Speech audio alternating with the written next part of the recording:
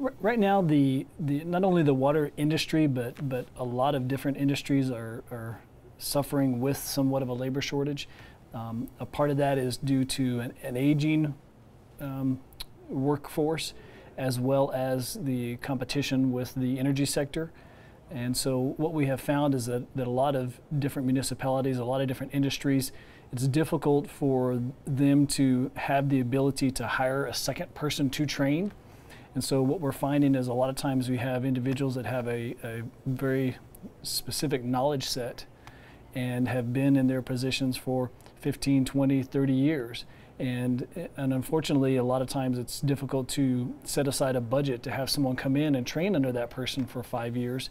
And so without having a specific position, that oftentimes ties the hands of those different industries, because you would literally have to have a person that is in that position to be trained and pay for that person for that training. And so the other thing that we have found is that a lot of individuals in the blue collar realm or in our labor force are competing with the energy sector. And most of these other industries, especially municipalities, don't have the budget in place to really make it attractive to bring someone over. And so oftentimes what we're seeing is that a person goes into the energy sector, they do that for 5, 10, 15 years, and then they realize that, hey, they got to start thinking about the long term, the retirement. And so we're picking up individuals at that point in the stage in life, but then that also does mean that we have an older workforce. And we do have individuals here at the city who have been at the city and a lot of the industry for many, many years, very skilled, very knowledgeable persons. And so we are actually looking at how do we transfer that knowledge set over to other individuals so that way that knowledge base isn't lost when they do move on and retire. And so we have been very aggressive in the water department trying to recruit individuals. We have some very good success stories of individuals who have started right out of school with no experience at all and who have been with the city 10, 15, 20 years plus and who have worked their way up. And so that is something that is unique about the city, is that there are those opportunities regardless of what your educational level is, but we do have and invest in those individuals for certifications, for licenses, for training.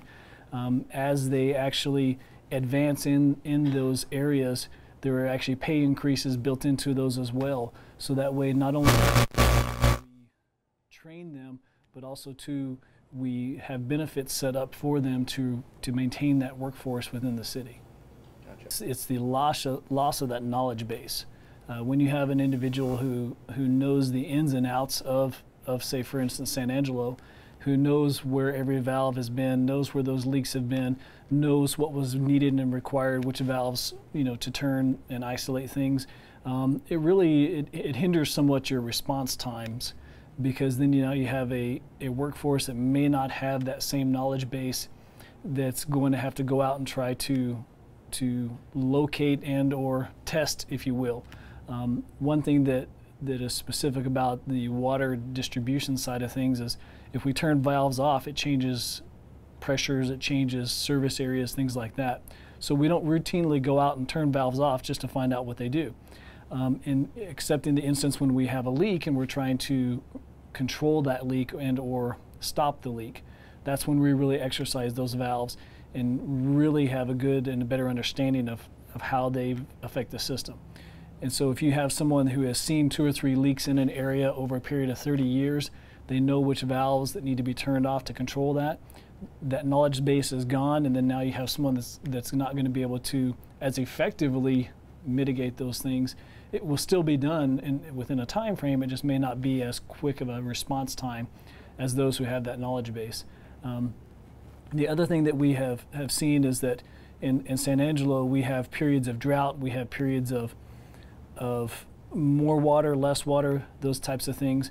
And from a treatment standpoint, an individual who has seen how those changes have occurred over a long period of time, again, if they move on and or retire out, that knowledge base, if it's not transferred in, then the new person may not have seen and experienced what happens when we are pulling off of Lake Nasworthy when it's in a drought period and the concentrations in the TSS are higher.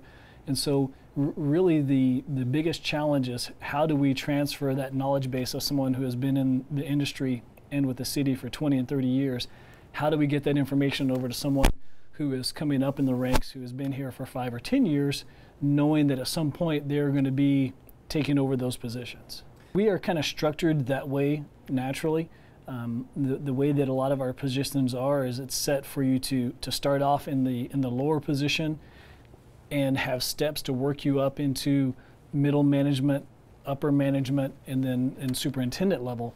And so really the way we are structured is designed to be able to have those steps in place and for a person to actually build their career in that same way.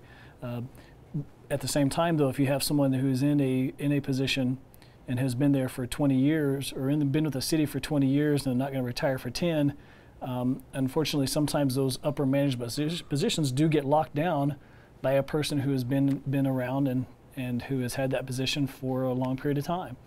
And so someone who is aggressively looking at trying to advance their career, we oftentimes see them move on into other areas or other municipalities where those positions have opened up, knowing that the one here in San Angelo may not be open for another 5 years or 10 years when that person does move on or retire. So I think in all positions and all municipalities it's that way. Naturally you find that the people who are in the higher management positions have usually been with that organization longer, and then so you start looking at, okay, you know, how much longer are they going to be with the organization? Is that position going to open up? And say a close neighbor of ours, another municipality, has a position that opens it up.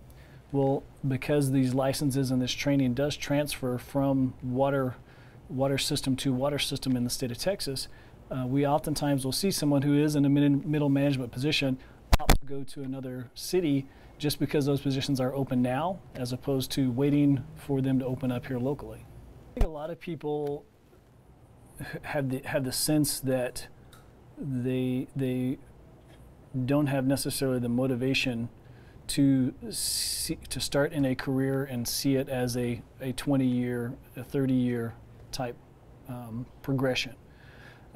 What we see is a lot of people, they have a mentality of a 3 to 5 year progression. They want to start and they want to be somewhere in 3 to 5 years. And unfortunately, a lot of times it takes a longer period of time to develop the knowledge base that you need and the experience to take on those other levels. And so when someone is advancing their career, they're usually looking at position or they're looking at finances. And oftentimes higher position has a higher pay. And so individuals, and what we see is that either one, if they realize that the position isn't going to be there for years down the road, they may opt for a different industry that has a higher pay. But there again, the stability of the city and the municipality is what's really appealing to individuals once they have gone out and seen the ups and downs in other industries. And there's oftentimes we'll see an individual leave for a few years, come back and say, hey, I think the grass was a little greener here with the city and the municipality, and want to come back. So I'm a proponent of education, but there are positions that don't necessarily have to have a bachelor's degree to make a good living and to develop and actually be your career. And I think oftentimes that we promote the educational aspect of it more so than we do matching a person's abilities with the profession that they can go into. And then we don't necessarily have a good base of trade schools to train those individuals and to set that platform to give them that success. Pretty much it's either you go to school and you get a bachelor's degree and then you try to get a job in your field, which I think that we are seeing that becoming more and more difficult. We have a large number of people with bachelor degrees that aren't finding jobs in the career field that they've studied. And I think a lot of that is because we have pushed the educational component of this so much rather than really trying to match a person's natural desires, their natural talents, and then getting them into a craft and or a trade and then developing those trades. Now I know that Howard College is actually working towards a trade school. They've actually are going to be opening up a building very soon, and they're going to actually be starting some trade training here in San Angelo, which I think is a big benefit. But we have actually, as a utility, been to several career fairs in the last few months, and actually been able to talk to students that, hey, if you are someone that doesn't know if college is your plan, and or if you feel that college isn't the best fit for you, not that we want to downplay the educational component, but there are opportunities for you in the trades and in industry without having to go to college, that you can actually get plugged in, make a good living, and have retirement, have a longevity, have that stability of the job and the workforce. I think naturally we will see that because of the availability of where the workforce is. What you have to realize is that if there are no jobs in a specific area and there are jobs in that area, in another area, you will see the workforce and you'll see society shift into where that is and where those jobs can be attained at. And I think we are starting to see that in a lot of the blue collar type jobs, because there are so many of them available, that I think people are starting to see that, hey, these jobs are available, they can pay good. The other thing that we see is that with anything, it's all driven by need. If there is need and demand, if there is a demand for a specific job and there is not a high number of them, then the pay that's associated with it can go up because of the demand. And so then all of a sudden it becomes more attractive that, hey, I can go right out of high school, get an apprenticeship, and within 3 to 5 years be making more than I would have if I had gone to college, and have a good career, then no college debt. And no college debt. It's attractive. And I think we are really, as a society, starting to see that trend, especially for skilled mechanics, skilled craftspersons, things that it just seems to be an overall aging workforce, not only in the water industry, but just in many industries. Right now, I would say that almost all of our manual labor positions, all of those departments are hurting. Not only the water department, but our parks department, our streets and bridge department, the stormwater department. And what we are finding is that all of those departments are really probably pretty close to 15 to 25% shortage in the amount of positions that we need. All of them are actually actively recruiting and trying to hire in those positions. And what we are just finding is that we're either not getting applicants at all, or the applicants we're getting just aren't able to be hired. And so, but that is not just only with the city, that is in the city of San Angelo overall. And a lot of that is because of the energy sector is kind of on the upswing right now. They are hiring, and it's difficult for a municipality to have a salary base that's 25% lower than what you can make in the energy sector. And so you have to have the mindset of looking at what the overall package is in terms of benefits and things like that to really attract someone. I think that the skill set of a lot of the positions, especially the entry-level positions we have in the city, is that we're looking for someone who can make some good decisions when it comes to choices as far as work environment. One, are you showing up on time? Two, are you a hard worker? And those kind of qualities is really what drives. And so we are really looking at applicants in that light. Is, have you worked before? Are you dependable? Will you show up on time? When you do come to work, do you have some drive and motivation? Are you willing to take the time to do a little bit of studying on the side to advance your career? Do you pay attention? Do you take orders and direction well?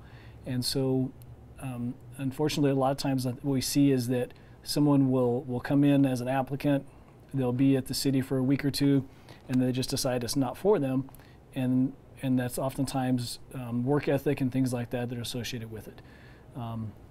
Some of the applicants that we just aren't hiring, and we do have a requirement of passing drug screening and drug tests. That sometimes is a problem. The other thing that we have here at the city is that almost all of our individuals have to be able to drive city vehicles. So you have to have a good, clean driving record. And so there are a lot of different factors that kind of build into the quality of the applicant that we have to have. Right. Yeah, there is a health and safety, there is a level of responsibility, and so we have to have people that are capable and confident in being able to handle that responsibility. A lot of people don't realize how many people and the variety of jobs that the city really employs here in San Angelo. And the city itself is employing around 650 individuals. There are 150 of those in the water department, and we have positions from someone who has no experience at all that just has a hard, good work ethic, all the way up to individuals who have bachelor's degrees, master's degrees, and doctorate degrees. And so there is that whole range of capability within the water department.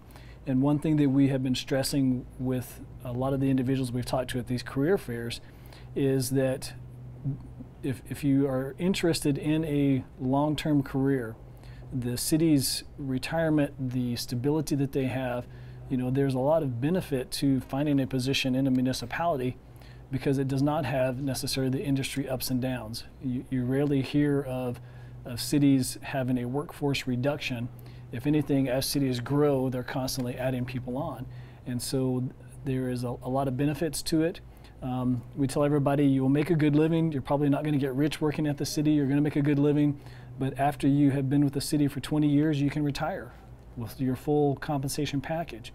We also tell individuals, if you work for the city 30 years, you will actually retire making more money than you did when you worked there. And if someone is coming in their 20s, their late teens, working 30 years is very realistic at the city. And so there are a lot of opportunities for you to be able to advance, regardless of whether you have a bachelor's degree or not. And so we just encourage people to actually check into it and be sure and ask those questions. Of course, different departments have different levels of advancement. I can tell you that someone who were to start off as a completely unskilled maintenance worker within the water utility, they're going to be making in the 20,000s range to start off with.